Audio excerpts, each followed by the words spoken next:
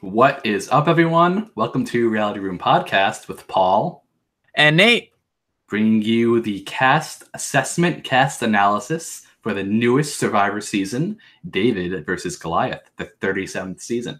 So, Nate, what was your first impressions? Because I remember a couple of months ago, we saw this little trailer thing after the latest season. I believe my opinion was I wish this theme was an all-star returnee season. And it had been the theme for Game Changers instead. Because I feel like because it's very much like there's a theme that for those of you, I'm a part of a community called the Org Community, which is online reality gaming. And people are all super fans, and a very common theme within that whole group is top dogs versus underdogs. And that's kind of what David versus Goliath is. It's top dogs, people who get everything in their life, the people on top, the people that always win, versus the underdogs or the Davids that you don't expect them to win. I can see where you're coming from there, because there's always, because if this was an all-star season, you can even bring back winners and say, hey, these people, they understand what it means to win. Have them be a Goliath, or actually they could even be a David too, because they could have overcame a lot of obstacles. They could have been, and people who were on either side, Tom Westman, that would have been a perfect season to bring him back for a third time, possibly, because he's one of the best winners ever. And then you have people like Sandra, who could be either side. She could be a top dog for winning twice, but she could be an underdog because her 2 wins, she was she didn't have numbers. She definitely played like a Goliath in that season. And I would say she played more like a top dog in her 3rd season, but it didn't work out for her, unfortunately, because she got screwed by constant swaps. But that's nothing here. So basic impressions. You wish it was an all-star season, but it's not an all-star season, unfortunately. But we have a brand new cast. I think they're fairly interesting people, at least. Well, I've looked at everybody so far. There's no video really of many of them yet. Not really. So just going based off the answers that they gave to CBS, some were longer than the others, and some were short. Guys, learn how to write. There's one person. What's funny is one of them. This is the 2nd season that they've had someone on The Amazing Race to be brought on, and he's on the Goliath tribe. And he was very quiet on The Amazing Race as well, but I know he's a super fan, or to some degree, he's more of a fan than some of the other people. We will get to him. By the way, if you guys are watching live, be sure to talk down in the chat, ask us questions, any comments, etc., etc. So, without further ado, let's get to our Survivor David vs. Goliath cast analysis. Reality Room Podcast. Ooh.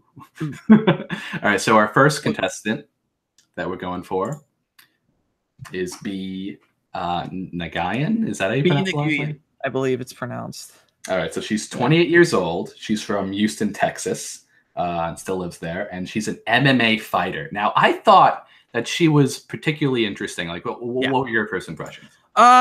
She seems like someone that, I don't know how, in terms of, I always look at the cast members, how far I think they're gonna get based off of what they're kind of and stuff like that. I'm not sure how I feel about B. It's I want to say that she's gonna be in the forefront, but I also feel like she's going to be kind of invisible. I don't know. That's just my her story speaks much louder than I'm hoping that it does. Just because she seems if for those of you who are familiar with Australian Survivor, she's very similar to, I think it's Lydia. She just got spoiler, she just got voted out this past week, but she's very similar to Lydia, and in terms of where she's at in her life, very confident, not necessarily older woman, but middle-aged woman, and she knows who she is type of person. And unfortunately, Lydia, she was very involved in a lot of events, but because if Lydia was an American Survivor, she definitely would not have been shown nearly as much. She just would have been known as the Challenge Beast, whereas in Australian Survivor, she was very well known as a social player. So it's just, I don't think, just because of the way that US Survivor does stuff, I don't think B is going to be seen very much, which I'm very disappointed about, honestly. Well, and honestly, she seems very impressive on paper, and let's talk a little bit about that. Yes. So she's been an underdog in fighting. She in her first match, she was fighting someone very experienced, and she won the match. And I think she ended up making whoever that was retire, which is actually sad for them, but like really like impressive for her. And she was born in rural Vietnam. Yep. Where she lived until she was 9 years old. So because of that, they think she's going to be like very adaptable, naturally able to survive. And, if she makes it far, we obviously will see her. And I think she will probably be that tenacious person to make it want far. her to make merge. Like she's someone I want to make merge. She's got the story about like to back it up. Like, unfortunately, like this, it just so happens like for the past however many seasons, like Asian Americans don't do well on Survivor. That's just how it's been. I don't know why. Like, it's just been a common trend. It's very rare. Like, I think Natalie Anderson is like the only one that's technically like Asian American that's done well recently. So recently I think. So I that's the only one that comes to mind. But we had the winner, but that was a long time ago. Yeah, that was a couple years ago. Yeah, so like I'm hoping she does well, just because we don't really see someone like her make it deep into the game, and it'll bring a different perspective.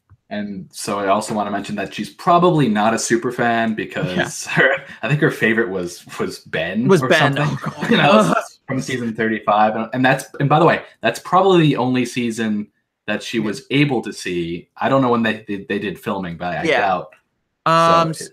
Like based off of timeline, she probably didn't watch all of 36 all the way through, but she definitely was able probably to watch season 35. I'm just glad, like, the only winner that I would have been less happy to see her put is probably Mike Holloway. Just because like Ben and Mike are very similar, but Ben was lucky. They were both lucky, but Ben did considerably worse strategically. All right, so let's talk about our next contestant. Yep. We have our man Karl Boudreaux. It's a French, and Boudreaux's a French name, so that's interesting. Yeah. So he's 41 from Beaumont, Texas. Lives in Houston now. He's a truck driver. Likes fishing, horses, shooting pool. Seemed like very much of a family man. What did you think? I think so too. I think he's going to be very similar to Keith from Second Chances and San Juan del Sur in personality, or at the very least like storyline, where he's just like this good old guy. Like if he makes the merge, I could see him winning challenges. I'm thinking Big Brother, but like I can see him winning challenges. I think he might be a decent force to be reckoned with. I'm just hoping, like, based off the fact that like he thinks he's most like Suri simply because of her attitude of never giving up. I'm like, comparing yourself to Suri, man. Like right there, I'm like, okay, he hasn't seen the show. So like, I think. Well, maybe he has seen the show. Maybe. Like we're not entirely sure that he hasn't. And he knows Suri, so that's more indication. He probably saw her Game Changers performance, which would make sense based off of this, because in the season she's really known for, Micronesia, she is not someone that was an underdog. She was the powerhouse of that season. So it's just like I don't know. Like I think he's going to be entertainment value for sure, though. So he seems like someone that has very traditional values, family, God. I'm not sure about country. He didn't mention anything about that. But let's see. I wrote down that it seems like he does know the show, but maybe not. You're convincing me. I don't think so. It's I do like his motivation though. Like here's the thing. Well, no, his motivation to win specifically. He wants that million. That's the thing. Like one thing that I miss about like contemporary Survivor is that a lot of people just kind of go on to it to do the dream, to just try to make it as far as they can. Right. He is someone that I'm excited to see, purely because he's like, I want the money. That's why I'm here. And we don't get a lot of those people, like, and that's a shame. We get people like Zeke who I'm sure Zeke would have loved to get the million. I think Zeke was more worried about the title than the actual money. So people who play for the money have like a different mindset, and they try to stay more focused than people who go for the adventure. Now, people who go just to win have a similar mindset, but if he's playing for his family, so that's going to motivate him even further. Yeah, like and even then, there's like people who are trying to win just for the title. There are multiple different types of people. They're the super fan people who are like, oh, this is just a dream I want to experience, and then there's the people who are the hardcore strategists and prideful, like Russell Hantz, who are just like, I just want the title because I want to be called the sole survivor. Like, that's it. And like I'm happy he's not in either of these. Like I like it when contestants don't fall into either of these because I find them usually more entertaining. So it's just because they're more relatable, you know. All right. Fair enough. All right. Whether or not he's going to get far, I'm not confident he's going to get that far, to be frank with you. He can go early. He's either going to go early or he's going to go deep. I don't really see him. I don't see a really middle ground. Like, I think he won't make waves. No, yeah. If he's just like Keith, like he's either going to go out early because he's either like not going to be able to do well in like challenges. I keep saying comps. Or he's going to be taken out right before merge, or because he's on the wrong side of the numbers, or he's going to be like going to make it far. So I think it's one of those three. And with that, let's go on to our next contestant. Christian, Jeff Probst's favorite of the season. What a surprise. Okay, so we have Christian Hubicki, something like that, who's 32 years old. He's from Baltimore, Maryland, and lives in Tallahassee, Florida now. So that's a pretty decent move, actually. And he's a robotics scientist. I thought that was a fairly unique job. And so he's like a programming guy, which is interesting, but it doesn't really compare well with Survivor. What do you think? It's hard to judge. He has a lot of, like, one thing that I do like about him is that he has a lot of different talents. He has a lot of different interests. So like it says under his hobbies, he's into music, which is very easy to relate to people, especially classical. Classical's so easy to relate to people with. Like, people don't understand. No, trust me. If people are into music at all, classical, because if you did any sort of like instrument growing up, you played classical, or rap. Those are the two easiest types of music that you can relate to people. It's very easy to relate to people on those. Wow. But it's just like that's going to help him. And then he's into coding. He trains his dog. He has a puppy. Like, come on. And he knows how to cook. So like, honestly, like he's gonna be able to relate to people really well, I think. It's just whether or not his claim to fame was being called a nerd by Stephen Colbert. I'm not entirely sure I like that's his claim to fame.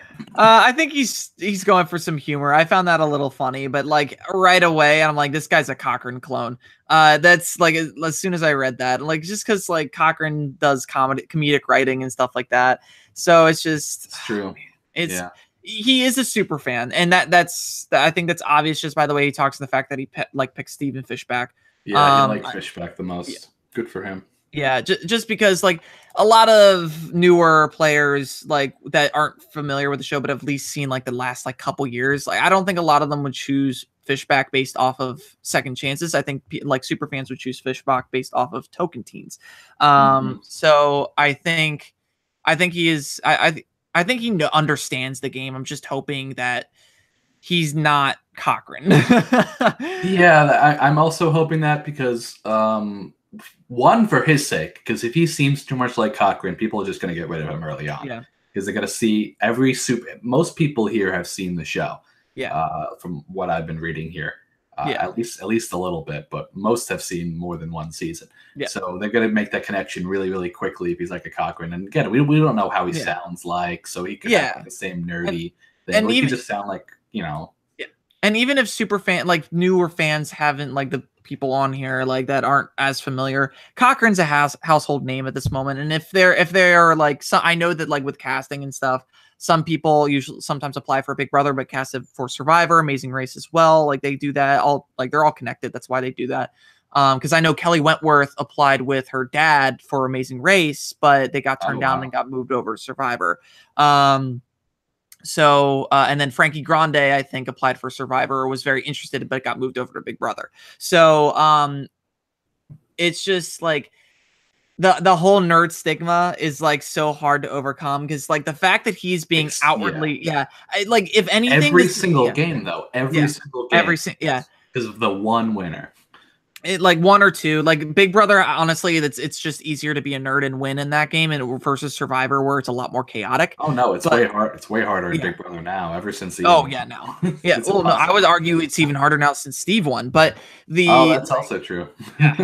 And so it's just like I fear for him in that aspect, but at the same time, I think Survivor because of the fact that there are less people like him that have won and done well.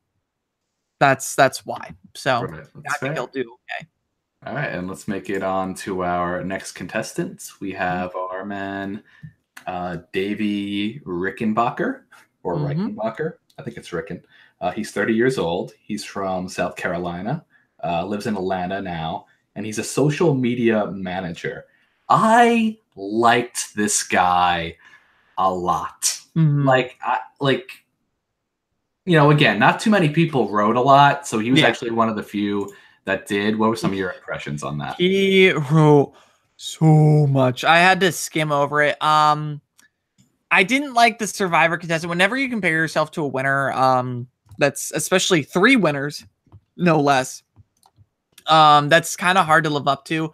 I appreciate the love for Jeremy Collins. That's one thing that I do like because I know a lot of super fans don't actually are kind of lukewarm on Jeremy, but I do think that Jeremy is one of the better players that Survivor has seen.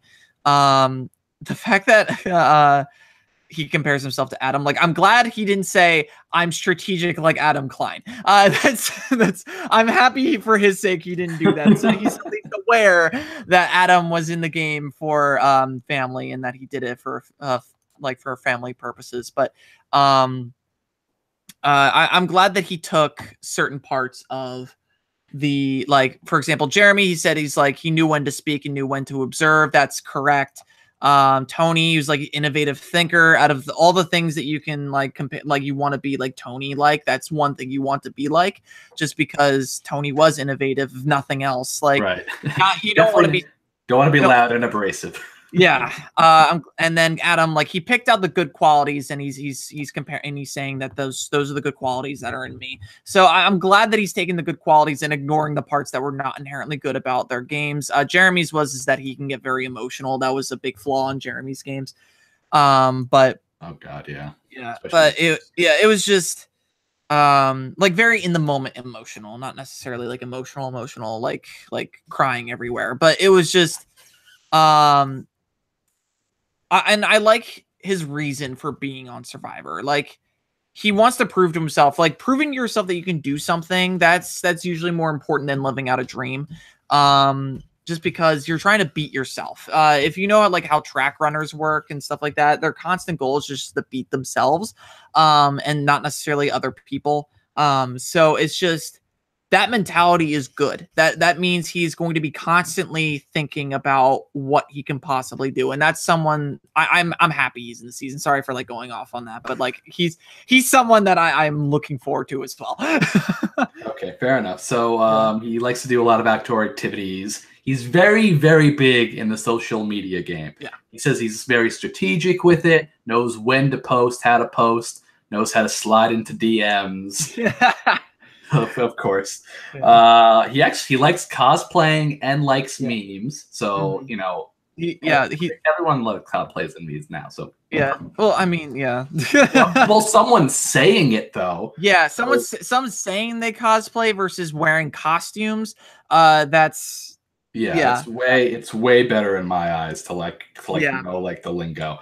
And he had a very interesting thing that he wrote down. He says that he knows how packs work because he raises Siberian Huskies. Yeah. He wants to be the head of the pack, whatever alliance that he's going to form. He needs to know that the head of a pack of a dog, especially Siberian Huskies, whatever, they stay in the back of the pack because they watch the people, the members of the pack that are weaker. Oh man, I wish he wrote that down. Yeah, but he did kind of imply that though, with his building or whatever. He's going to watch over, basically. Exactly. Yeah. The beta male is the one at the front, alpha male's in the one in the back. So it's wolf pack mentality.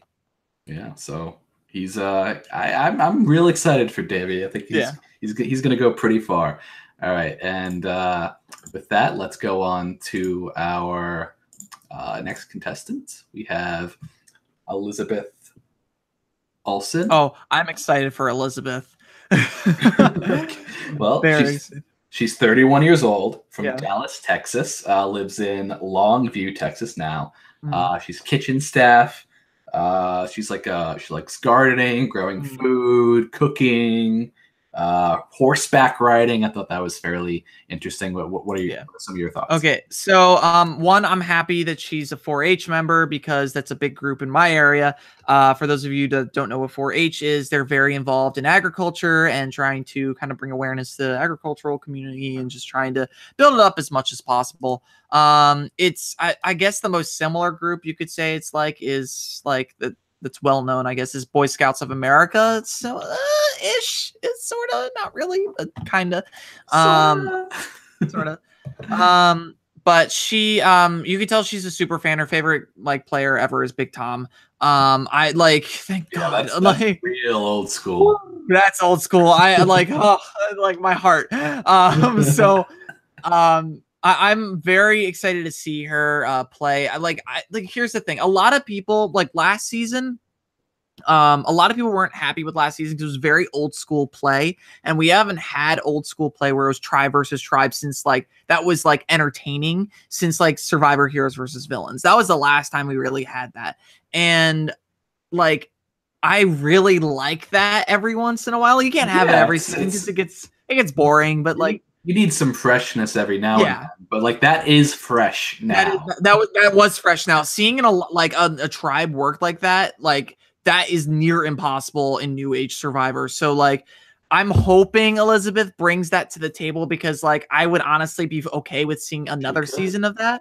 Maybe. We're getting that in Australian Survivor a little bit right now, but that's starting to, there's a lot of cracks forming in that season. Like if you haven't checked out Australian Survivor, I've mentioned it like 3 or 4 times at this point. Check it out. But just twice in this video alone. Yeah. So this you won't get me, Nate. You won't get me. The season's amazing though. Russell Hantz was in the season, but oh, I heard about that. Yeah. No spoilers, but but she I'm excited to see Elizabeth because I want more old school style players because it's so refreshing. And she is old school, not just like as a potential player, but also like as a person. She's religious. We loves see a lot of those in this season, honestly. We do. Yeah. She loves her brother, who's like a military guy. So probably has like a lot of good values. A lot of blue collars this season, which is exciting. A lot of people who want to just fight, and like not the people who think they've like really figured out, like even the Goliaths, like they're not the people like that have always constantly figured out, like, and even the ones that have, they're going to be entertaining, they're going to be entertaining. So it's just like I'm excited. Fair enough. And she says she wants to be like the provider role for the tribe, which that's also kind of like an old school mentality. So I'm okay with that. That's like, we haven't had a focus on that like yet. Like Jeff is starting to focus more on providers in terms of like creative control over episodes. And challenge beasts, which like challenge beasts aren't like necessarily entertaining unless they have to win to get to the end.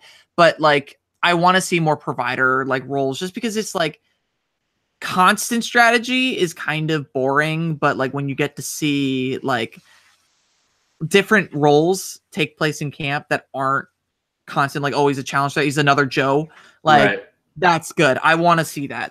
I want to see more of the Survivor stuff because that's great.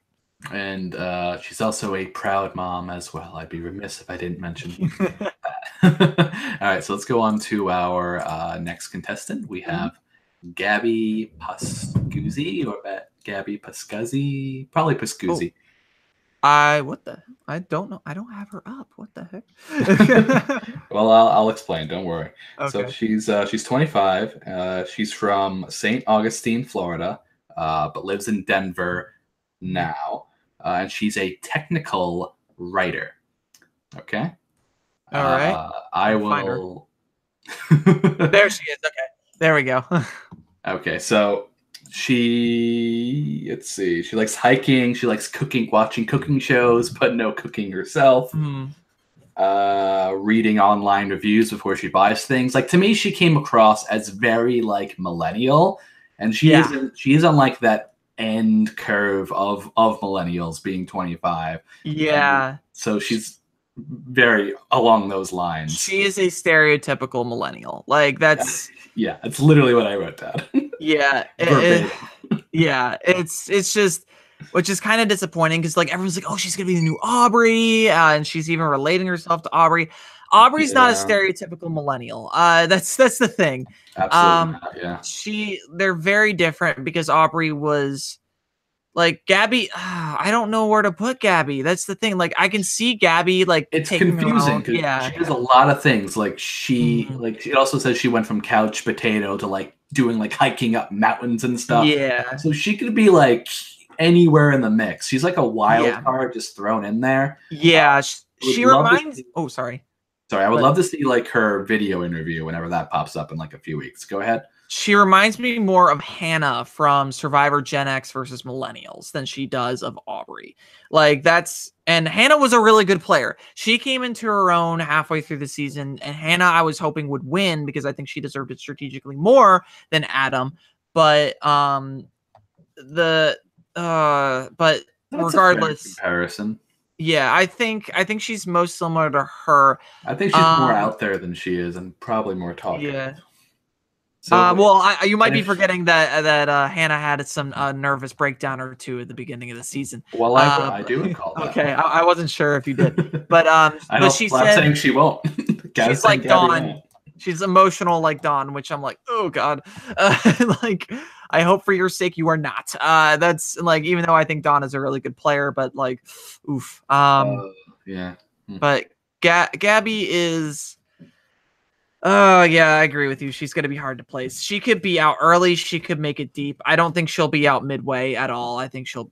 It's like. Yeah, definitely early or late game. It's not gonna be like. It's not gonna be 12th. It's gonna be 17th or 5th on. No, 6th on. Let's say if she's on the bottom, even if she's on the bottom, as long as she's not the target, she's fine. Like, that's I can't see her being the target, but again, I've been wrong before. It depends. Yeah, it's just entirely going to depend on how her tribe views her. I think like Hannah definitely benefited from the fact that the majority of her tribe was around her age, whereas Gabby has a lot of people that I think she's going to have a much more difficult time relating to. That's true.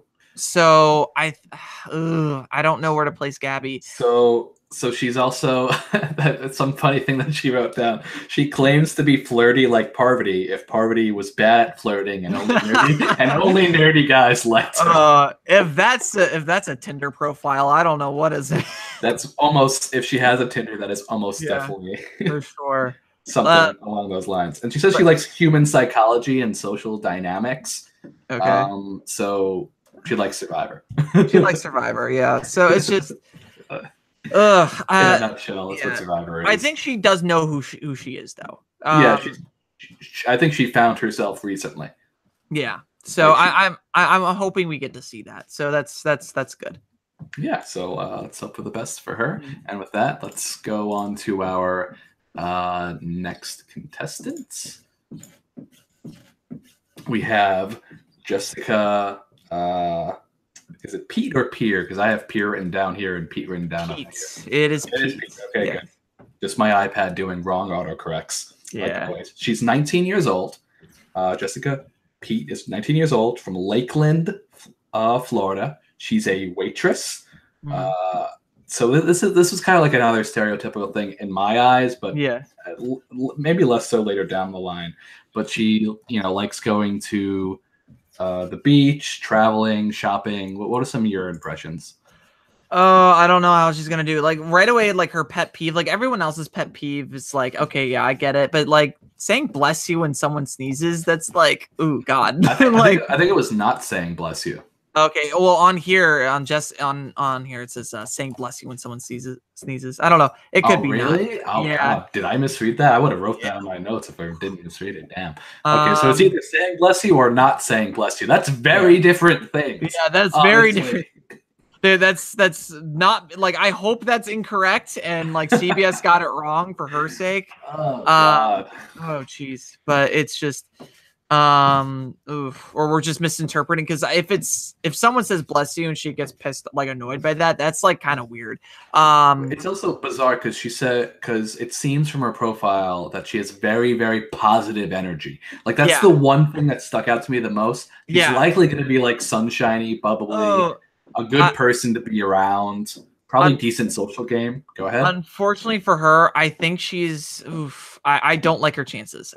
She's young, so it's going to be hard for her. Well, technically, actually, the younger you are, the more likely you are to make merge. Like recently, actually, but just to make merge though. Like usually people who get to merge that way, like after season 20, I think like the youngest person almost always makes merge. But hold on, back to the bless you thing. She says she's religious, so there's no way it's not saying bless you. Okay, good. But she's one thing I don't like is that she says she's selfless and humble and truly just a beautiful person inside and out. Oh no, never mind. I misread that. She's talking about her inspiration. My bad. Sorry about that. No, I thought it was like, what is things that describe you. Completely misread that. I'm sorry, Jessica. So there's been a lot of misreading on Jessica. Sorry, Jess. Yeah. All right. So sorry. She says that she wants to play like Sarah from Game Changers, which that are tough shoes to fill. Holy crap! If she does what she aims to do, she will do very, very well. Oh, yeah. But I'm not sure her personality of being such a positive, upbeat person. And again, this is only based on what she wrote. Yep. Like maybe she's not upbeat. Maybe she's just like a regular. She's also not a cop.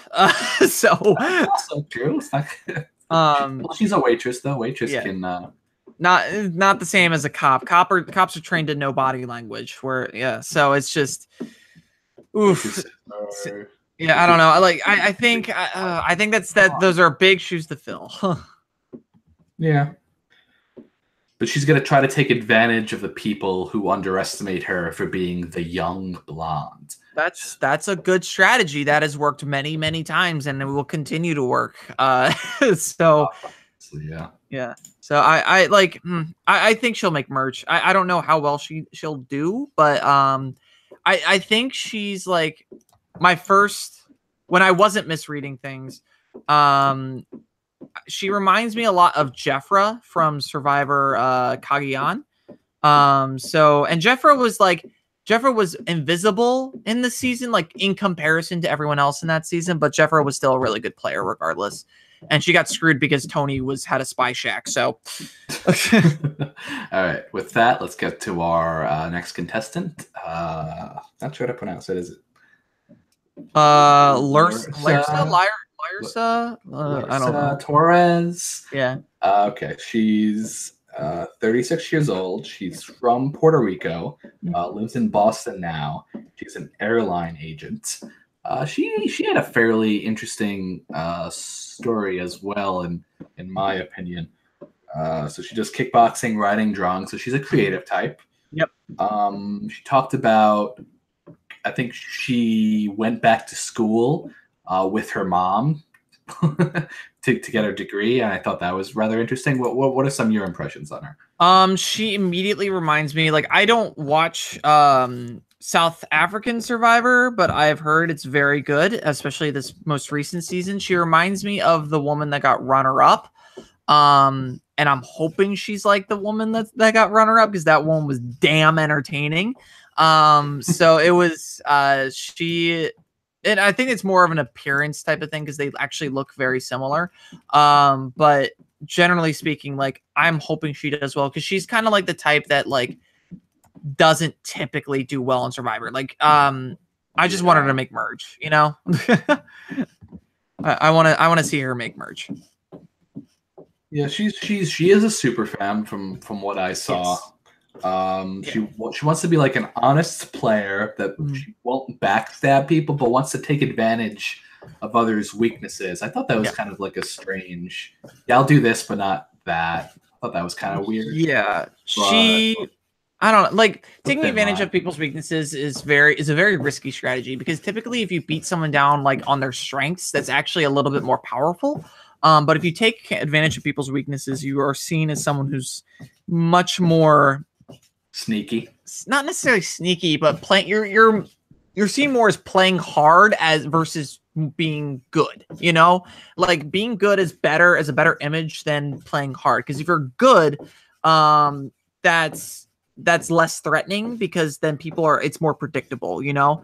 And playing hard, it's like, oh, okay, we don't know how to make up, like what like disadvantage of mine are you going to take advantage of? So it's a lot harder to do to be good at just better at someone at something than it is to be viewed as playing hard. But it's like, it's a lot easier to play hard than it is to be good. That's what I'm trying to say. She also won't backstab though, so it might mean that she'll try to be loyal to the people that she's with. Yeah.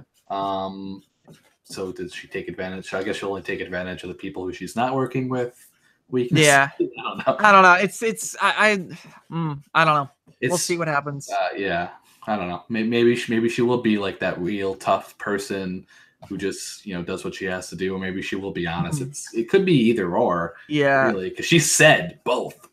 Yeah, I want her to be like, this might be a little controversial, but I want her to be like Chrissy from Survivor, Heroes versus Hustlers versus Heroes versus Hustlers versus whatever that season. Healers. HVHVH, because the mouthful. I want her to be like that, and people didn't like Chrissy. I liked Chrissy because Chrissy was a fucking real person. So that was real people are hard to come by. Yeah, so I'm hoping she's similar to her. So it's just that's.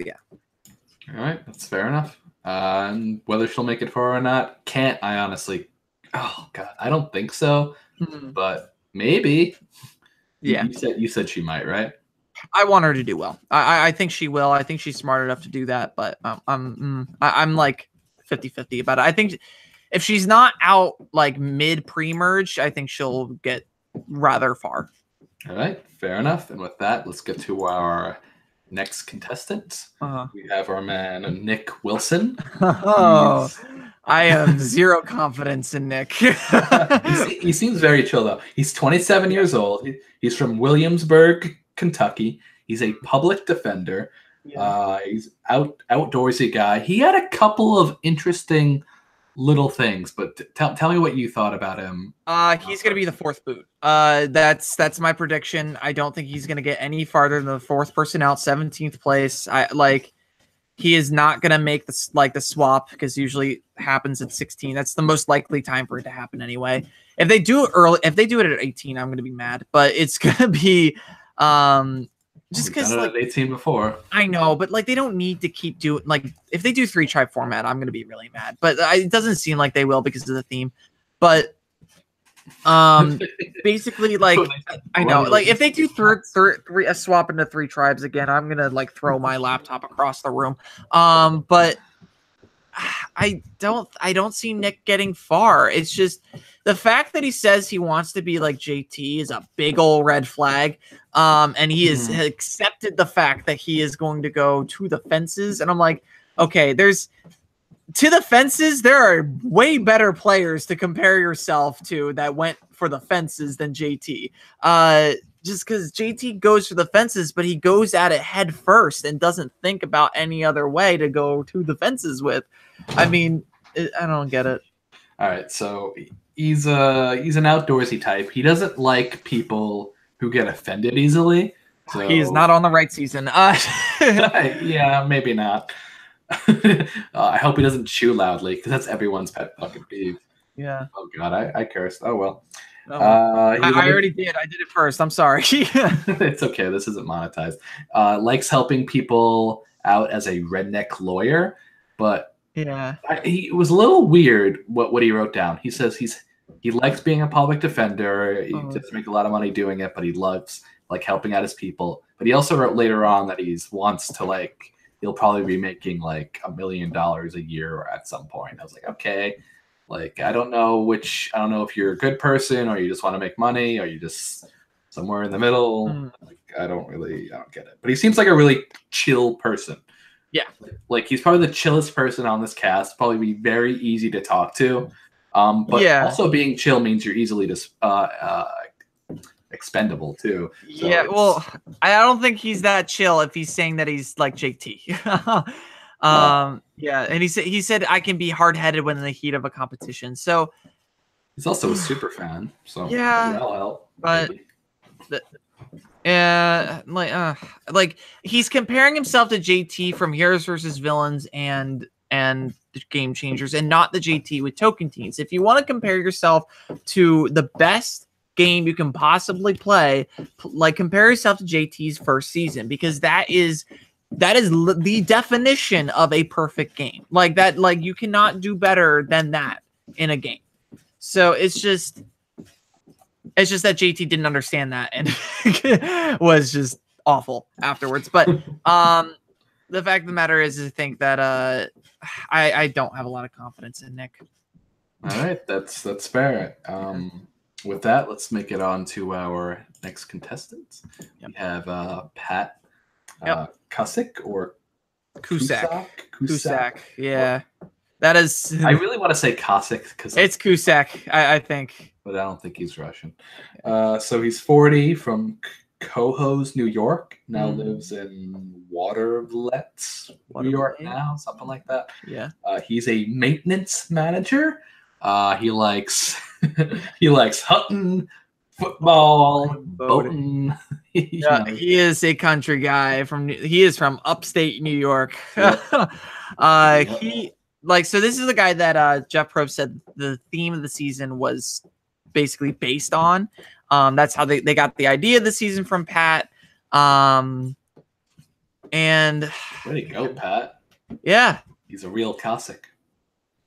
And he's another guy that's going for the money, which is great. Unfortunately, he compared himself to Cochran, which Cochran is not. Why? Like, first of all, Cochran was not a chameleon. Cochran was in no way a chameleon. Like, it was pretty obvious about where he stood. Yeah, like Cochran was very obvious. You knew exactly where he was at, and everyone, like, he was with everyone. That is not a chameleon. A chameleon is someone, I would argue that Eric in the same season was more of a chameleon because That's true. No one knew where he stood. No one knew where he stood, but like he knew where he stood, and it almost got him the game. He just kind of passed out. Yeah, it happens sometimes. And Hatch, because he's a true to life person. Okay. I think those two together, it just seems like such a strange combination. Yeah. So, but he is a family man. I think his biggest called life was raising his kids and being with his wife. Yeah. His father was his hero. Says he hasn't really left like his home state too often in his life, so he's real excited. Like, not just like he wants to win for the money, but he's also secondly excited to actually like visit somewhere new, like for one of the first times in his life. Yeah, which I thought was actually like a fun little thing. Yeah, about him, like that's real. Yeah, I like his rosary tattoo though. That's pretty cool. Like he has a literal necklace tattooed onto his body. That's different. That is different. I like it. I wonder if he had like a necklace just like that at one point. And I guess I'll show his picture again just in case people forgot. Yeah. But yeah, that's just what he looks like. Yeah. Just kind of interesting. All right. And with that, let's make it on to our next contestant. And I think we're on the Goliath tribe now. Yes, we are. All right. And we're on our boy, Alec Merlino. He is 24 years old from San Clemente, California. And he is a bartender. He likes surfing, playing the guitar, shooting travel videos. So what are some of your? He is blindside fodder waiting to happen. Oh man, he is the golden boy of the season. He's either gonna be really cocky or he is just gonna be oblivious to everything that happens around him. Like oh man, I don't have like he kind of reminds me of Chris from last season. The guy, like, yeah. I don't know. Like when I think of Chris, I think of Chris is very true to himself, knows what he wants. Yeah. Knows and he had a great story too. Yeah, that's true. I think he'll be a lesser version of Chris. Yes. Yeah. And the fact that like whenever someone says I relate to Joe, I cringe a little bit just because it's like, why Joe? Why Joe? Why do you want to be like Joe? He's such a bad player. Like he also only picked people from recent seasons, so I don't think he's a big super fan. He picked Jay too. And Malcolm's a bit of a surprise. Yeah, well, Jay, like I like Jay's entertainment value. He added a lot to that season.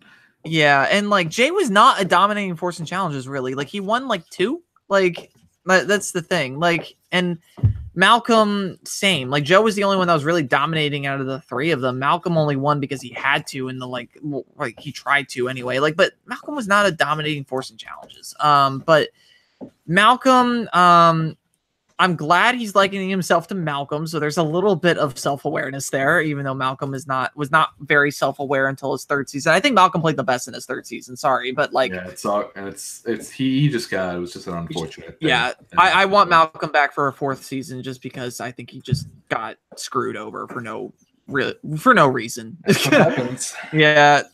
So this guy likes pushing the boundaries in his life. That would make him uncomfortable, and he says that's why he plays guitar and sings in front of people. Yeah. Loves his parents. I think that's going to be everyone from now on. Yep. Loves their parents. I think I wrote that for everybody. He considers himself a charmer, and he wants to play like a very heavy social game.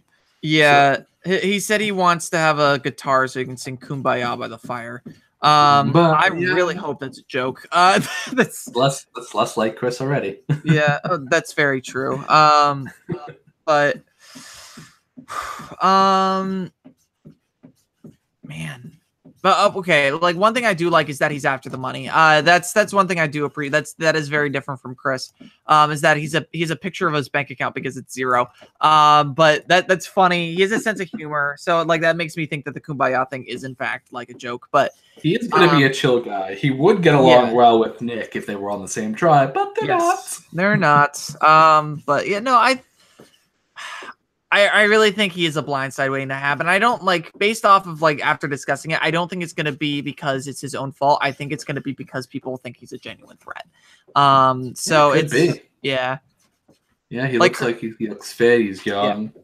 Chris did it to himself last season, to be honest. I don't think Alec is going to be the same way. I think he's going to be more of like Brendan from last season. Yeah, like in terms of like where his game is at. Like I think Alex just like his story, my prediction is he's gonna get screwed over by a swap of some sort. So like I think that's the most logical option for like Alec being eliminated. That's a fair assessment. And with that, let's get on to our next contestants. We have Alison Raybold, whatever it is. Sorry, Alison. She's 20. She's 28 from Leeward, Kansas. Chapel Hills, North Carolina now. So she made a move. She's a physician. She likes working out, eating Olive Garden breadsticks. Yeah. And playing medical would you rather with her friends. I thought that was kind of amusing. Some thoughts? She's gonna have a rough time. She like her pet peeve is a sense of entitlement. This is the worst tribe to be on with that pet peeve. Oh, absolutely. That like specifically Natalie.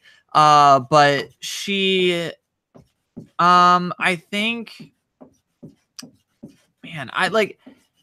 she wants to be like Andrea, which is kind of sad. it's a high bar. It's really not. I think it's a high bar for it's a high bar for consistency. But True. You don't want to be Andrea because Andrea is someone that is like she's going to do well, but she is never going to be someone that people want to work closely with. Like that is not someone that you want to be like. You want to be the person that everyone wants to work with for the majority of the game. I guess she does have that lone wolf status sometimes, though not by choice. Definitely not by choice, and usually Andrea is not aware that she is a lone wolf. So at least from what we're shown on TV. So it's just Yeah, I think I don't know. I think she'll get merged if she doesn't clash too hard with other people, but it's gonna I don't know. I don't think she's gonna win. And I think she's making a bigger risk going here than other people because she says that she's leaving like she's giving up being a physician for a few months, and I'm not sure if it's like a practice or something that she operates, or she works, at some place. But if it's like somewhere that she practices, then she is risking. Like, I hope she filled out the leave of absence form correctly. That's all I can say. Because like my sister's studying medicine, so yeah, that's a big risk, honestly, for a career. But yeah, no, it's just. And she also loves her parents, but she has a reason for it. It's because they sacrificed a lot for her. Yep. Okay. All right. And her siblings, if she had siblings, I don't remember. All right, so I don't know if she's gonna make it far, in my opinion. Yeah. I think she's gonna kind of like, honestly. I don't think she will. I think she's gonna be like a split vote target. Maybe. All right, let's get on to our next contestant. We have our girl Angelina Keeley. She is 28 years old, from Sparks, Nevada. She lives in San Clemente, Nevada now. She is a financial consultant. I actually thought that she was pretty interesting. She likes traveling the world, political activism, hosting margarita nights, and encouraging young girls to run for student government. She's gonna be invisible. Maybe. Yeah. She is she's the beauty queen of the season, I think. Just the person that will be there maybe every once in a while, depending on how entertaining she is in confessionals. But man, it's she does liken herself to Natalie Anderson and Parvati. Yeah, and Parvati was her first season. She was the beauty queen of her first season. So it's just true. So maybe she'll come back and be awesome. Yeah. So we'll see. 36 obviously was not a Fans versus Favorites season. So but she has layers to her. I feel so. She was the first Latina student council president at Stanford, so she has this leadership role. But is she controlling or not? It's hard to say. She's also married to a military guy. Yeah. So she puts up with stuff it's speaking from someone knowing people who are military and knowing and having family that were in military. It's hard for a relationship in general when you have a loved one that's overseas. So and plus she does political activism too. So it's she has a multifaceted life, which is interesting. I honestly think her biggest deterrent is gonna be dealing with boredom. I really think that's gonna be her hardest problem in the game, because in Survivor you have a lot of downtime. It's not shown on screen, but you have a lot of downtime.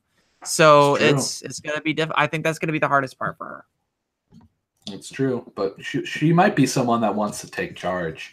Yeah. So you said she might be quiet. I don't know.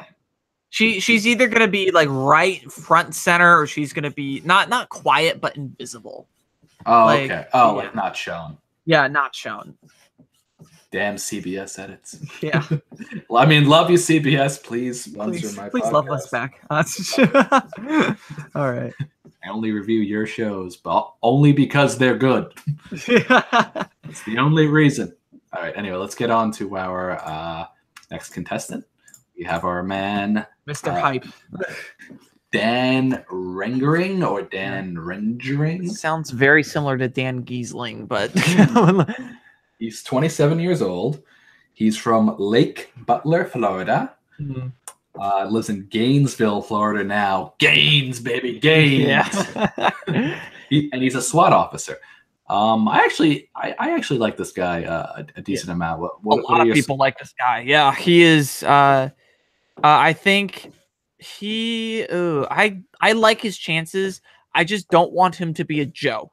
That's the thing, because he's very interesting on paper. But they could just completely circumvent his whole story and then just like focus on him being a comp beast or like whatever, challenge beast. So it's just I like the fact that he likens himself to Malcolm in season 25 specifically. Yes. So that's good. But it's just, even though like that's when Malcolm was like kind of learning the ropes. So like I'm hoping that's good. And like it's either going to highly benefit him to tell people that he's a SWAT officer, or it's going to horribly hurt his game if he tells people he's a SWAT officer. I don't know what he's going to do. I think, to be honest, I think he's just going to own it. Yeah. Like, he looks like the kind of guy that will probably just he's also a model. Yeah. So I think I think he'll probably go in saying, like, it would benefit him more if he says if he's a model. And I'm not sure it would. But it'll still fit the Goliath tribe. That's the thing. Yeah, that's true. But I really want him to just say SWAT officer. Boom, that's so cool. He likes working out, physical activity, obviously. Video games, so he's relatable to me. I play games. The millennials, yeah, same. Gen Z, I think, or probably more gamers than millennials, but yeah, that's fair. He likes date nights with his daughters, which is cute. Just saying, that was very nice. One of the youngest and least experienced people to ever become a SWAT officer. Yeah. So that's like his. Yeah. So he fits the Goliath tribe perfectly. So, or is it a David thing? Maybe. Like, who knows? Yeah. Well, according to Jeff, I think Jeff said he could have been either, but it's just sounds about right. All right. So his stepfather is his role model, and wants to win the million for himself and his children, and he likes competing. Yep. That's always good. That's good. Seems like I think he'll make it far. And I hope he makes it far. Like, because he seems fun. Yeah, he's gonna seem like he seems like he's gonna be entertaining just from like a good natured perspective. So. Gotta hope. I hope he is good natured.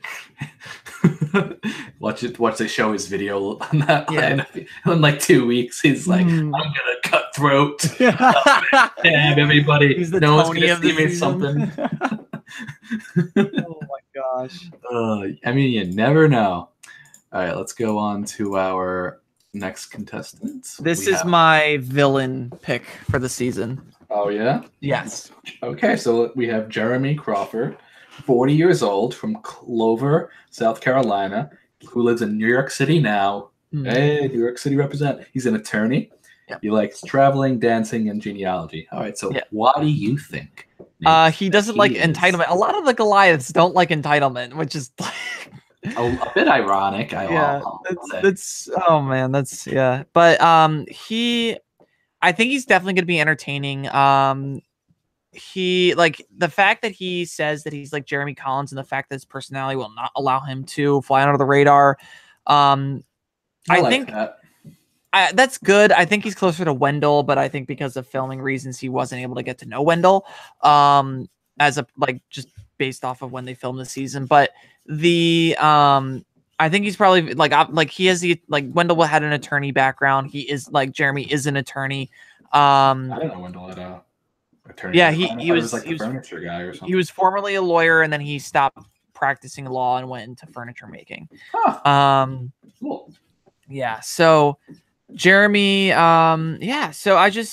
and he wants to win the money so he can care for his sick father. So he's going to do anything. Story. He's gonna be visible. He is going to be visible.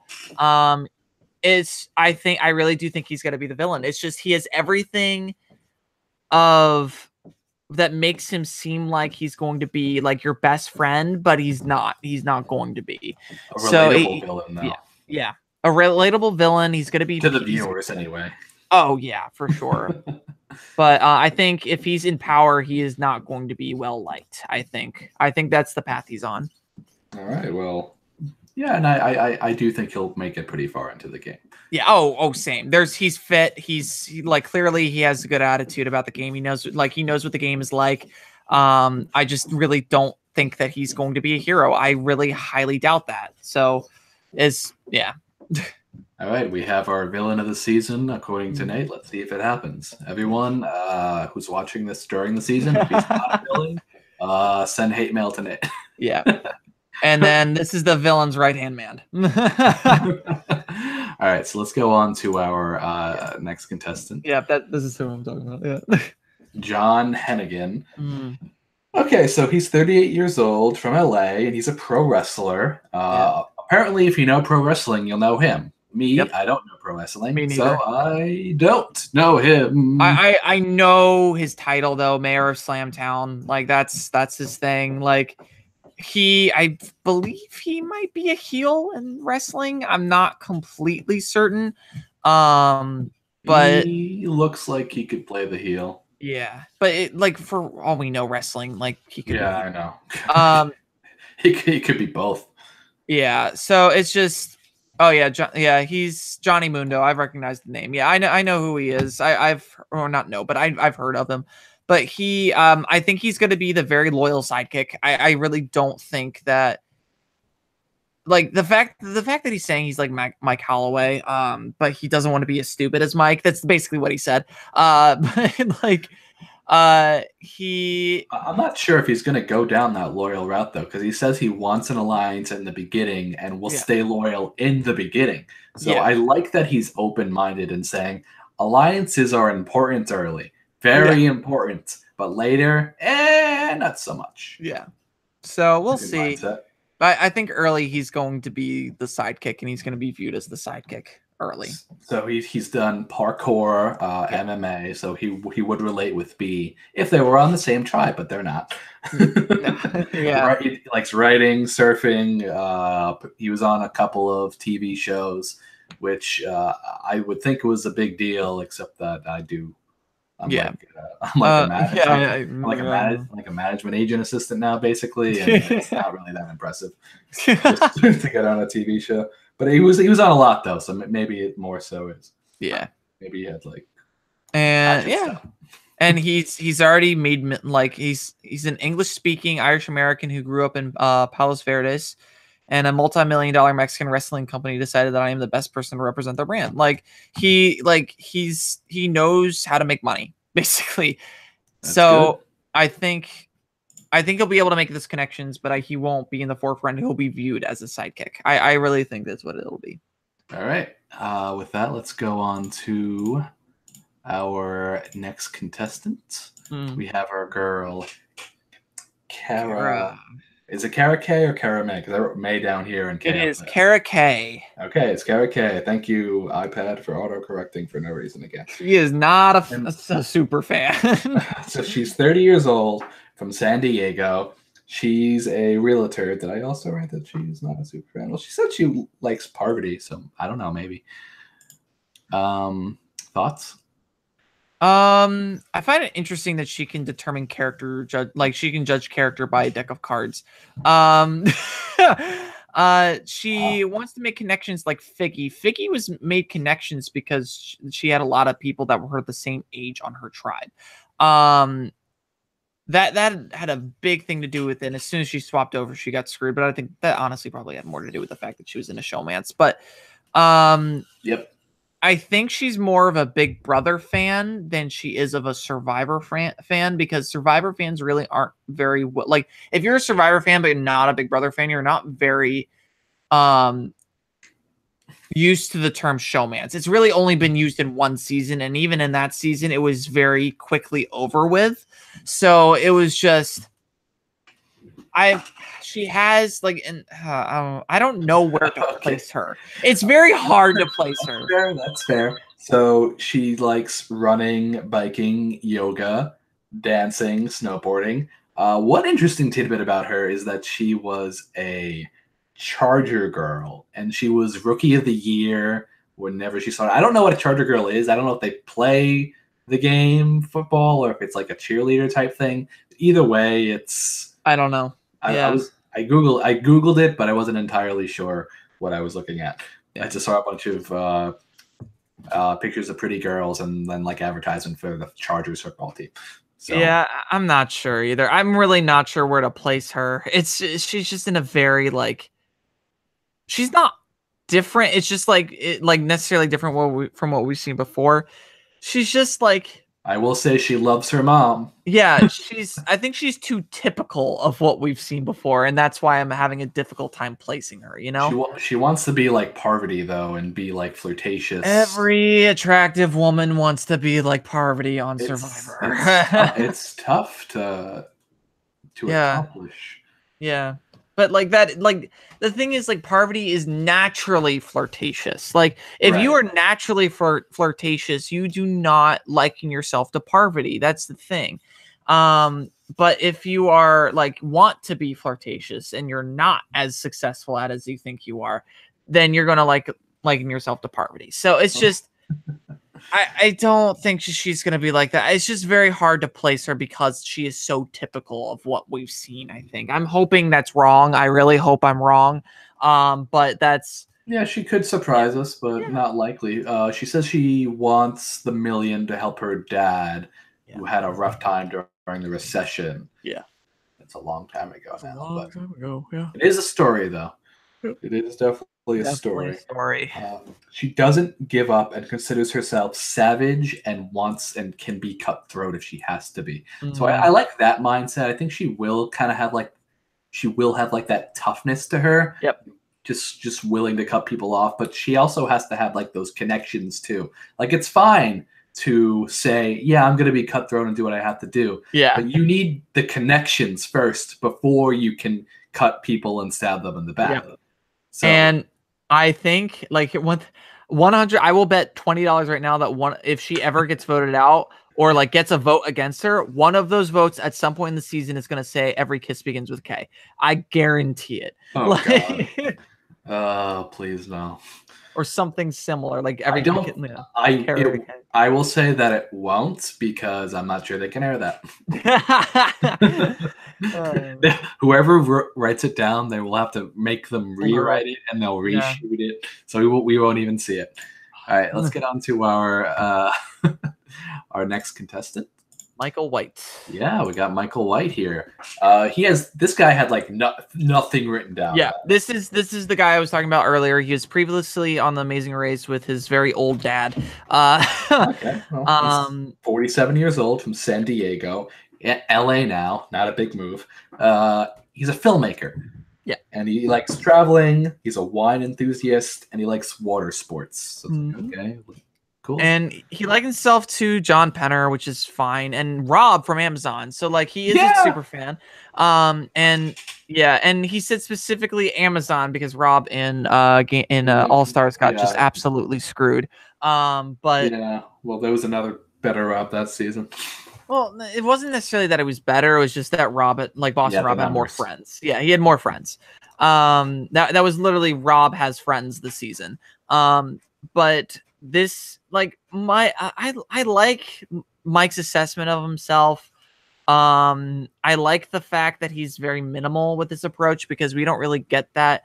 So I'm hoping like if he does like that shows to me like he's either going to be very boring in confessionals or he's going to have those one-liners that are going to be the titles of almost every episode. So he is a filmmaker, so he might.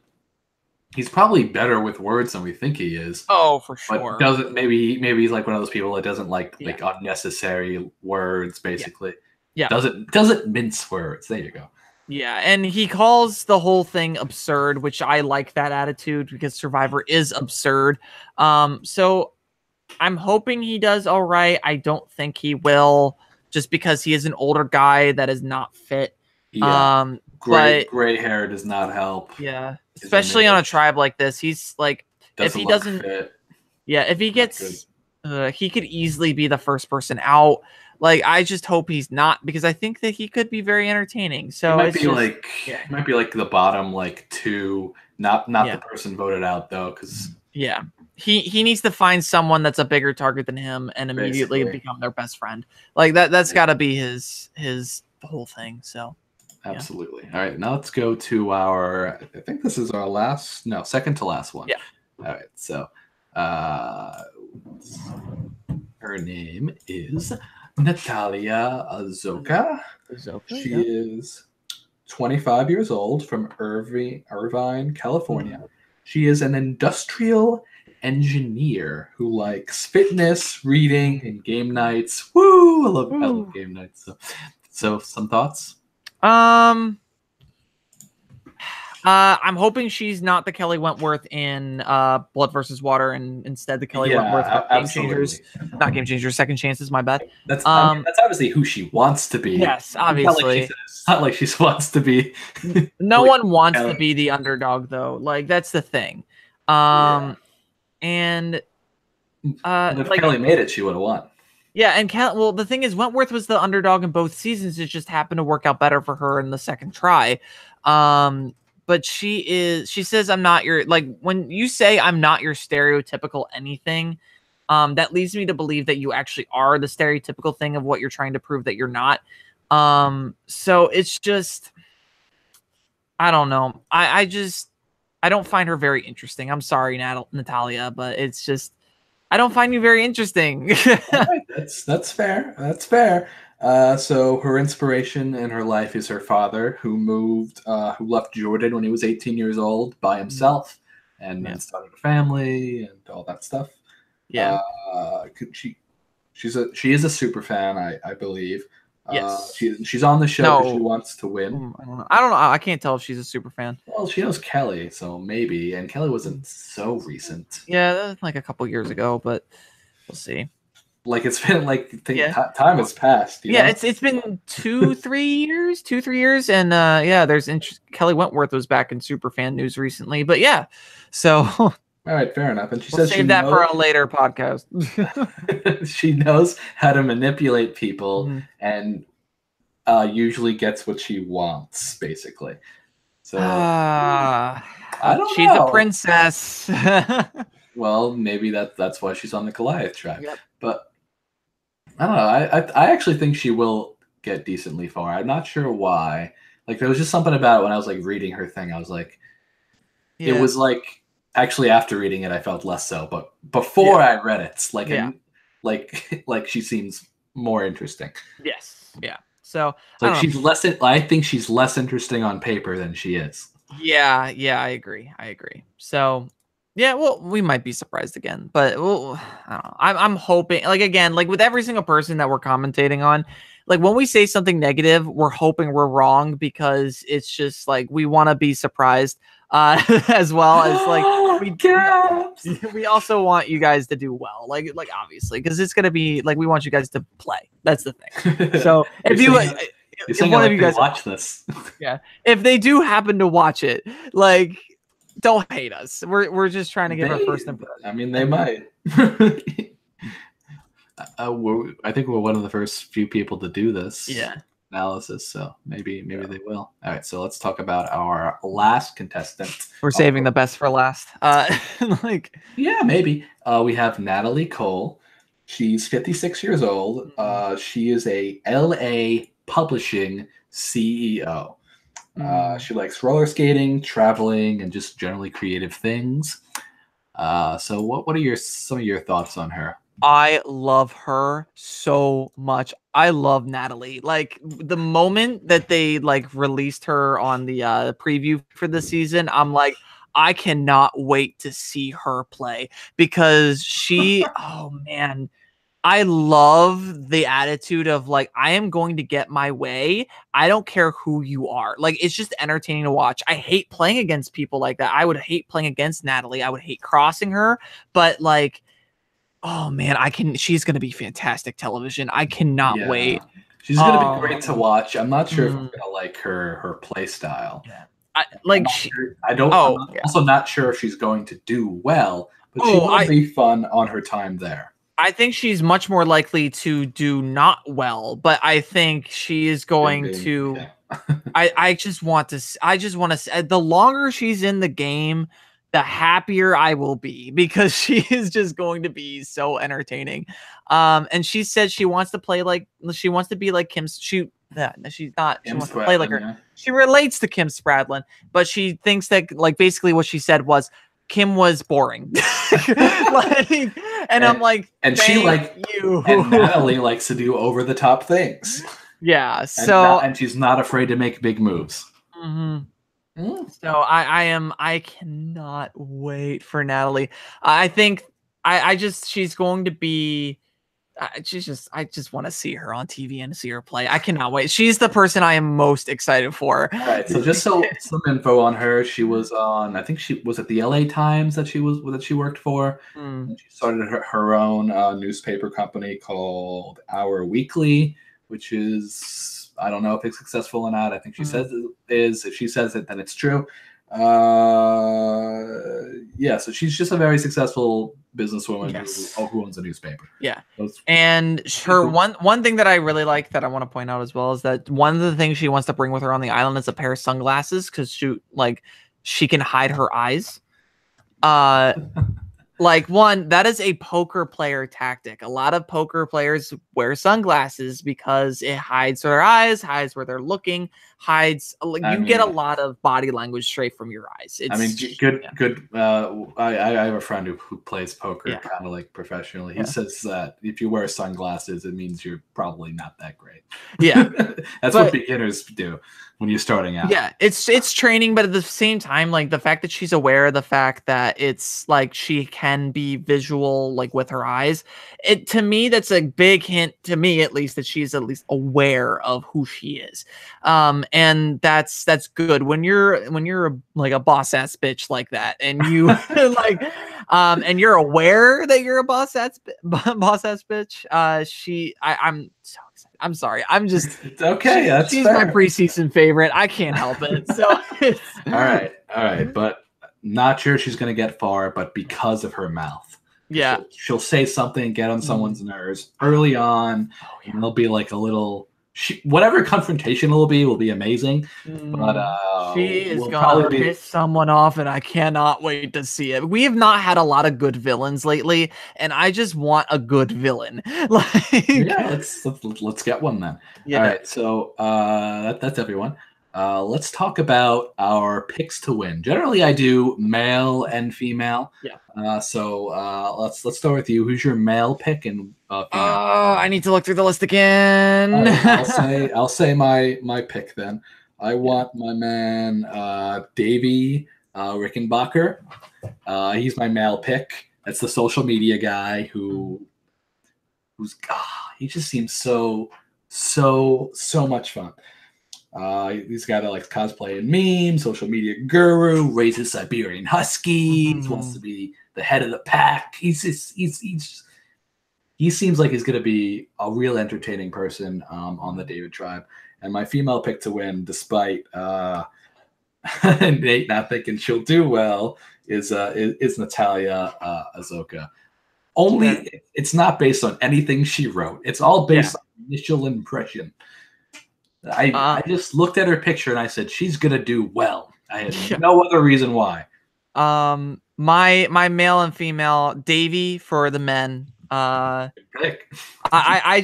think he's just gonna be. I relate to Davy. I like him a lot as a character and as a person. So I'm hoping he'll do well. I know, like here's the thing. You know who I'm about to say. I know. I have zero confidence this is correct, but I want her to get to the end. Natalie, of course. Like, I just want to see a full season of Natalie. That's it. That's a bit selfish. It is a bit selfish, but like, come on, like I can be selfish. We're not worthy, Nate. We're not worthy. I don't care. I want her to be visible the entire season. I love this woman preseason. Oh man, I just want a good villain. This is the reason why I like Bradley like last season. Like, a lot of people didn't like him. I love to hate Bradley. That's why. Like, he's someone I love to hate. Isn't he dating? What's her name? I don't know if they're still together, but him and Kellen. Yeah, for after the show. Yeah, they were dating. At the very least. But you know, like, Bradley I liked, and like after he was like eliminated, I was like, oh man, I really miss Bradley. Like, because he was just so like cocky, and I'm like, I love dating because I'm like, I want people to get him out. And it's like, when he didn't, and then like we didn't have that anymore, I'm like, great, now who can I root to go, because no one else is interesting.